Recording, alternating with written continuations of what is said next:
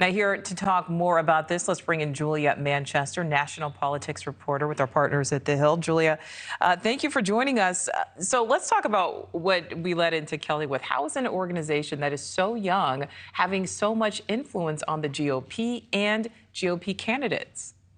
Yeah, well, Nichole, it's interesting because I think the emergence of Moms for Liberty during much of the coronavirus pandemic really went along with the cultural shift we've seen in this country that has led to a culture war between the cultural left and, of course, the cultural right. Now, Moms for Liberty started in Florida during the pandemic and was really a pushback that we saw, along with in many other parts of the country on this idea of students or schools having more control over students' education than their parents. So it really went along and was a part of that wave that we saw. Now, it's interesting. It began in Florida at a time when Governor Ron DeSantis was certainly pushing back against, much of the conventional wisdom and coming out of the federal government on school lockdowns and shutdowns and, how to handle the coronavirus pandemic. And then, of course, with that, we've seen the education debate come into play. However,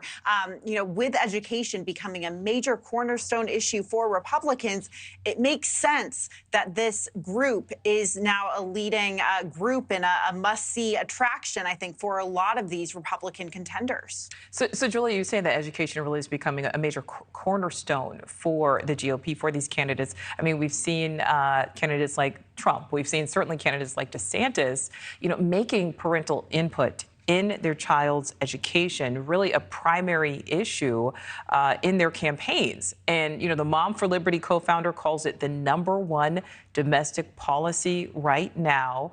From what we are seeing, do voters agree? Because candidates can think one thing, these groups can think one thing, but what do the voters think?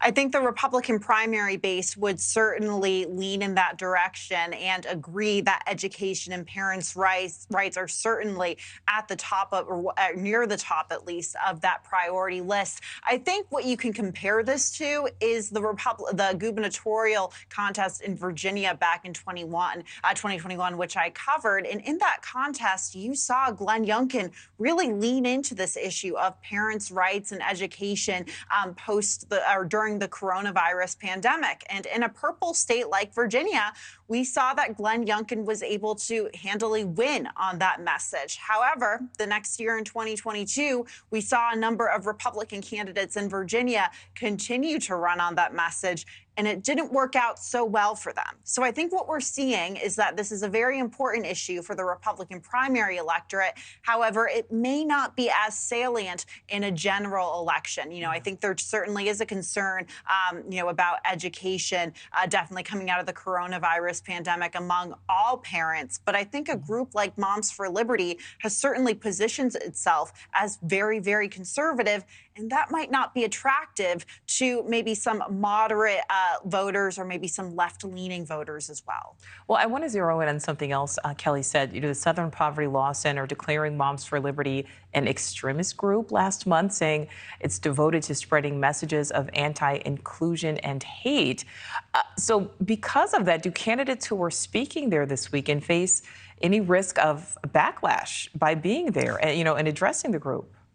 Well, Democrats are already trying to certainly amplify that backlash. The Democratic National Committee put out statements about these candidates' appearances at Moms for Liberty. And I don't think the situation in Indiana last month necessarily helps that case when we've seen, them embroiled in these controversies. So, look, like I said, this works very well in a Republican primary, but it's going to be easy for a Democrat like Joe Biden, the clear and present frontrunner in the Democratic nomination race, for him to say, look at the groups my opponent has associated themselves with, and they can include Moms for Liberty. We've seen Democrats do it in 2022, and I don't think anything's going to stop them this year or next year. Thank you for watching. Go to newsnationnow.com to find NewsNation on your television provider. And don't forget to click the red subscribe button below to get more of NewsNation's fact-driven, unbiased coverage.